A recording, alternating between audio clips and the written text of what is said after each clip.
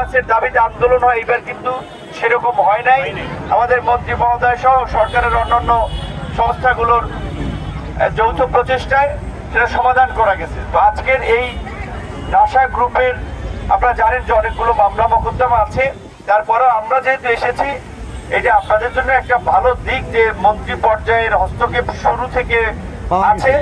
এবং আগামীকালকে যেটা আমাদের আপনাদের প্রতিনিধি উনি সুন্দরভাবে বলতে পারেন, আগামীকালকে মালিক পক্ষ, সরকার পক্ষ, বিজেপি সহ আরো প্রশাসনিক যারা এটার সাথে ইনভলভমেন্ট তাদের সাথে আলাপ আলোচনা করে আপনাদের দেনা পাওনা কিংবা কিভাবে কি করা যায় সেই বিষয়ে একটা সুরাহা করব।